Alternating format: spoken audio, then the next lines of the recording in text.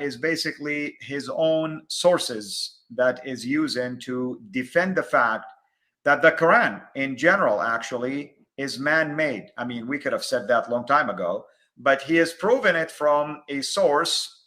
This source is Ibn Abbas. Ibn Abbas is supposedly, of course, the cousin of Muhammad. He's known as the father of the Islamic tafsir or Quranic tafsir or commentary.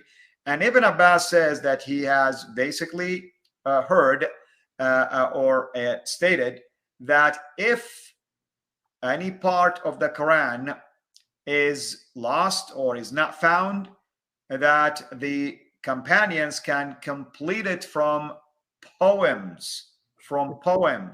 You take the Arabic poems that are available and you just complete the Quran from there. In fact, we have precedents for this. Some of the poems that were known as the mu'allaqat or the hangers were borrowed and actually incorporated into the Quran and became part of the Quran itself. It's just a very well-known incidents that some of the passages in the Quran actually originated from pre-Islamic poems that existed. So he was stating this fact and gave also the reference to a very well-known source, Ibn Hajar al-Asqalani. And he is definitely a very well-known Islamic scholar. So all that to say is that this clip helps us to understand that the Quran, and as Brother Hussein, the Christian guy, said, is a man-made book. Now, Brother Hussein Mashni, go ahead and comment also. Yeah, well, the amazing thing, he got all the sources and he just said, I think we let them off the hook too easy. When you got stuff like this, I think we let them off the hook too easy. You've got to deal with this. You have to deal with the fact that the Sahaba said this, the companion said that. Said, if you, and it's from Ibn Abbas, Muhammad's cousin, I mean, one of the top sources of hadith, and they're saying, if you lose something from the Quran, just fill it in with poetry. It's just like, is that on the preserved tablet? I mean, it's a huge problem, and it's in the hadith, and the grade is Hasan. It's a good hadith. It's not like a da'if hadith.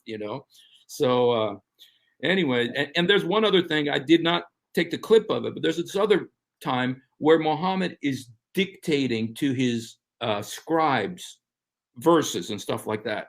And there's one particular controversy about, alim or azim or something like that. And Muhammad tells him, and he's got the source. Muhammad says, "Iktib ma shit." This sounds like bad in English. Write what you want. Muhammad told them this. Write what you want. And he asked the question. This is in the hadith. How could you say write what you want? Isn't this from the preserved tablet? And this incident took place with a scribe known by the name Abdullah ibn Abi Sarh. And yes. David Wood did a video on that a couple of years ago.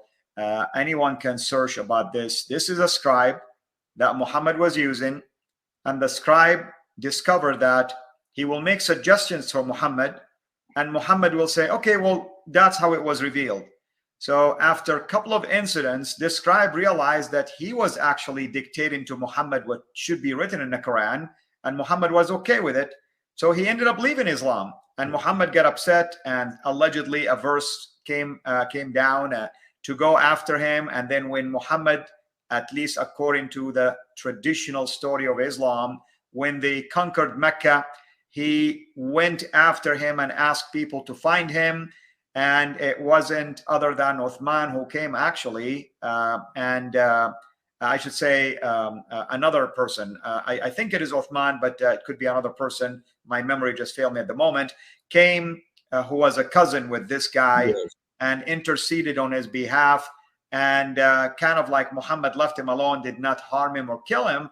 But after he left, Muhammad looked at the people behind him and says, I was quiet. You should have chopped his head. I don't know why you didn't do that. So he was really upset the fact that he embarrassed him. And of course, for the right reasons, because this scribe, Abdullah ibn Abi Sarh, realize that the Quran is just a mumbo jumbo human being kind of like, wording, nothing more, nothing less.